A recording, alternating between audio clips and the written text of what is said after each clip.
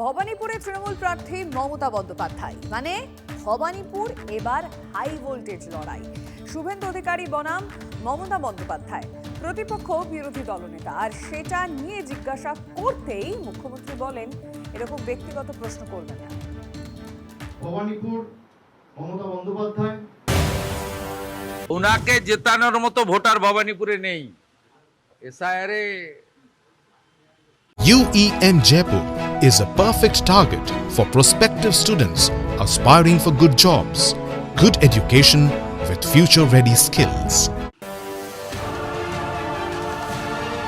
भवानीपुर से शुभेंदु अधिकारी को खड़ा किया गया। Please don't ask me this question. It's a personal question. My party list I have announced. Bhabanipur থেকে লড়াইয়ে মমতায়। বিধানসভা ভোটে স্পটলাইট ভবানীপুরে। মমতার ভবানীপুরে বিজেপি প্রার্থী শুভেন্দু। সোমবার বিকেলে নন্দীগ্রামের সঙ্গে ভবানীপুরেও নাম ঘোষণা হয়েছে শুভেন্দু অধিকারী। আর মঙ্গলবার সকাল থেকেই দেওয়ালে প্রচার বিজেপি। হটস্পট ভবানীপুর, মুখ্যমন্ত্রীর কেন্দ্র সেই ভবানীপুর, এবং ভবানীপুর কেন্দ্রে এবারে বিজেপির প্রার্থী শুভেন্দু অধিকারী। প্রার্থীপদ ঘোষণা হওয়ার পর থেকেই কিন্তু বিজেপি কর্মী সমর্থকদের মধ্যে বিপুল উচ্ছ্বাস এবং উদ্দীপনা লক্ষ্য করা যায়। দেওয়াল লিখন পর্ব শুরু হয়ে গিয়েছে। মমতা বন্দ্যোপাধ্যায় বনাম শুভেন্দু অধিকারী, হাই ভোল্টেজ লড়াই ভবানীপুরে। আমার মানুষের প্রতি বিশ্বাস আছে। আমি 365 দিন কাজ করি। দুর্গা পুজো থেকে শুরু করে, কালী পুজো থেকে শুরু করে, গুরুদ্বারা থেকে শুরু করে, মানস্তম্ভ থেকে শুরু করে, ঈদ থেকে শুরু করে, আমি সব কটা দায়িত্ব এবং দায়বদ্ধতা সারা বছর 365 দিন ধরে পালন করি। ভোট ময়দানে জোড়া আসনে লড়ছেন শুভেন্দু অধিকারী, নন্দীগ্রামে ও ভবানীপুরে। নন্দীগ্রামে শুভেন্দু অধিকারীর বিরুদ্ধে তৃণমূল প্রার্থী করেছে পবিত্র করকে, আর ভবানীপুরে মুখ্যমন্ত্রী। শুভেন্দু অধিকারীকে ওয়াক ওভার দিয়ে দিল তৃণমূল কংগ্রেস নন্দীগ্রামে। কেন? শুভেন্দু অধিকারীর বিরুদ্ধে লড়ার মতো ওদের কোনো আর নেতা নেই। আর তাতে সুবিধা শুভেন্দু অধিকারীর এটা হলো, পুরো লড়াইয়ে মনোনিবেশ ভবানীপুরে করতে পারবে। 21-এ নন্দীগ্রামে প্রার্থী হয়েছিলেন মমতা বন্দ্যোপাধ্যায়, আর 26-এ মমতা বন্দ্যোপাধ্যায়ের কেন্দ্র ভবানীপুরে লড়াই করতে এসেছেন শুভেন্দু। তাহলে 26-এ ভবানীপুরের ভোট অঙ্ক কি কঠিন? 21-এর বিধানসভায় 28,719 ভোটের লিড ছিল শোভনদেব চট্টোপাধ্যায়। উপনির্বাচনে সেই মার্জিন 58,835 ভোটে বাড়িয়ে নিয়ে যান মমতা বন্দ্যোপাধ্যায়। যদিও 24-এর লোকসভা ভোটে ভবানীপুর কেন্দ্রে তৃণমূলের জয়ের ব্যবধান কমে দাঁড়ায় 8,257 ভোট। আপনার দম থাকলে ভবানীপুরে লড়ুন। আপনি যদি হারাতে না পেরেছে, আমার নাম শুভেন্দু অধিকারী।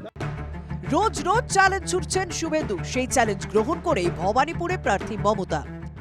हमारा जो पार्टी का लड़ाई है वो जारी रहेगा, और भवानीपुर में हम ज़्यादा से ज़्यादा वोट लेके जीतेंगे। इसी के लिए कि हमारा खाली भवानीपुर नहीं है, हमारा 294 कॉन्स्टिट्यूंसी है, और भवानीपुर इसको लीड करते हैं। Bureau report, TV9 Bangla. খবরটা দেখিয়েছিলাম আমরা গত বছরের 15ই ডিসেম্বরে। নন্দীগ্রামে শুভেন্দুর এক ছায়া সঙ্গীকেই তৃণমূলের প্রার্থী করার জোর সম্ভাবনা। বিজেপি ছেড়ে তৃণমূলে যোগ দেবেন সেই নেতা। মঙ্গলবার সকালে একেবারে অক্ষরে অক্ষরে মিলে গেল সেই কথা। নন্দীগ্রামে শুভেন্দু অধিকারীর বিরুদ্ধে ভোটের লড়াইয়ে তাঁরই এক সময়ের ছায়া সঙ্গী পবিত্র কর। নন্দীগ্রামে তৃণমূল প্রার্থী হতে পারেন শুভেন্দুর এক অনুগামী। বিজেপির এক প্রভাবশালী নেতার দলবদলের খবরে গুঞ্জন। ঠিক 3 মাস আগের কথা। TV9 বাংলা গোটা দুনিয়াকে প্রথম জানিয়েছিল শুভেন্দু অধিকারীর অত্যন্ত ঘনিষ্ঠ এক বিজেপি নেতা তৃণমূলে প্রার্থী হতে পারেন। সেই পূর্বাভাস মিলে গেল। নন্দীগ্রামে তৃণমূলের প্রার্থী নিয়ে TV9 বাংলার খবরে শিলমোহর। নন্দীগ্রামের মর্যাদার লড়াইয়ে তৃণমূলের প্রার্থী পবিত্র কর। নন্দীগ্রাম পবিত্র কর, নন্দীগ্রাম পবিত্র কর। 2021-এ হটস্পট নন্দীগ্রামে ভোটের দিনের এই ছবিটা বঙ্গ রাজনীতির খুব পরিচিত। বয়ালে প্রাথমিক স্কুলে মুখ্যমন্ত্রীর যাওয়া, সেখানে বেশ কিছুক্ষণ আটকে থাকা, পুলিশের সঙ্গে বাকযুদ্ধ। নন্দীগ্রামের রাজনীতিতে কান পাতলে শোনা যায় এই গোটা পর্বের পেছনে ছিলেন পবিত্র কর।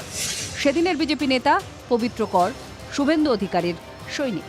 মাঝের 5 বছরে অনেক জল বয়ে গিয়েছে হলদি নদী দিয়ে। গেরুয়া ধুয়ে আবার নিজেকে সবুজে রাঙিয়ে নিলেন পবিত্র কর। মঙ্গলবার সকালে অভিষেক বন্দ্যোপাধ্যায়ের হাত ধরে যোগ দিলেন তৃণমূলে। ঘণ্টা দুয়েকের মধ্যেই নন্দীগ্রামের প্রার্থী হিসেবে নাম ঘোষণা হলো পবিত্র করের। নন্দীগ্রাম পবিত্র কর, নন্দীগ্রাম পবিত্র কর। শুভেন্দু অধিকারী বিজেপিতে যোগ দেওয়ার পরপরেই দাদার পথে পদ্ম শিবিরের নাম লেখান পবিত্র।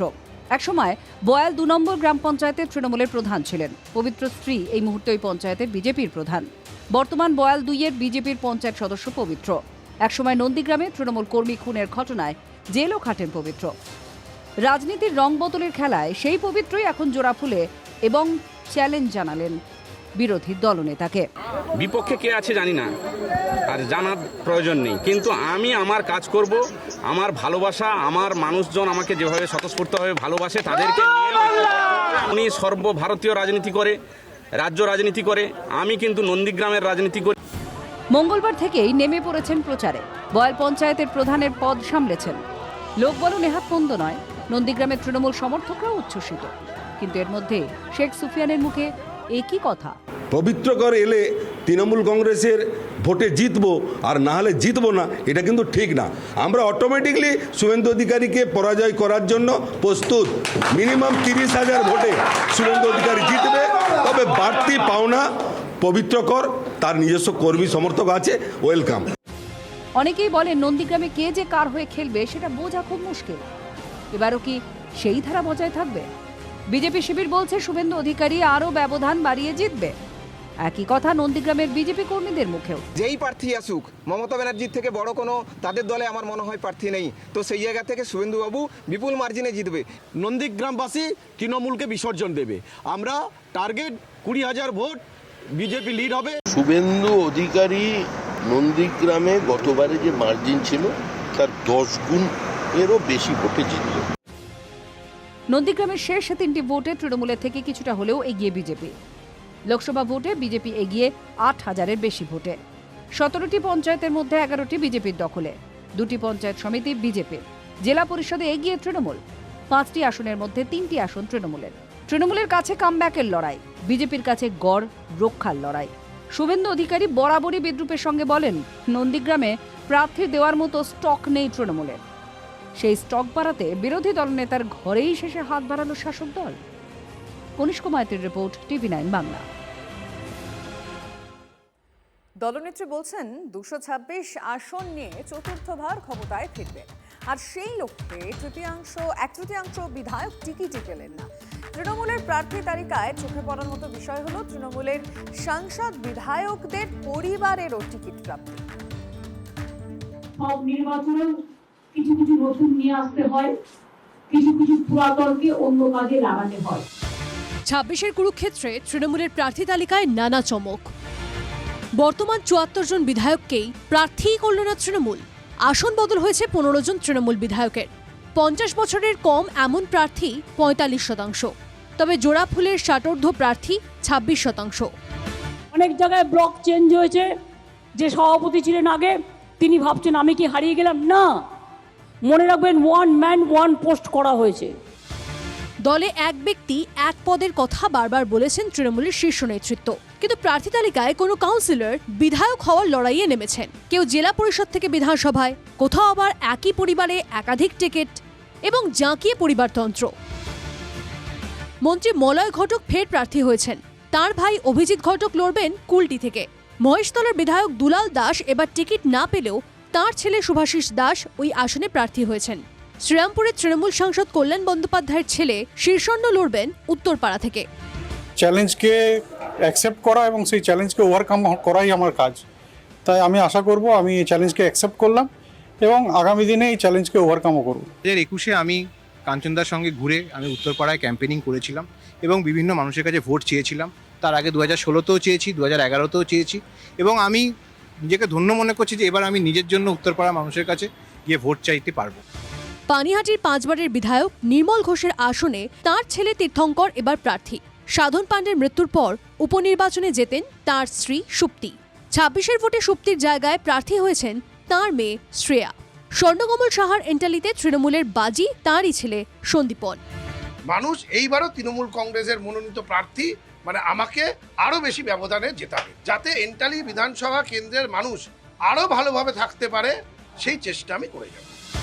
21-এর মহাযুদ্ধে যে জেলা থেকে তৃণমূল সবথেকে বেশি আসন পেয়েছিল সেই দক্ষিণ 24 পরগনায় এবার 9 জন বিধায়ক টিকিট পাননি।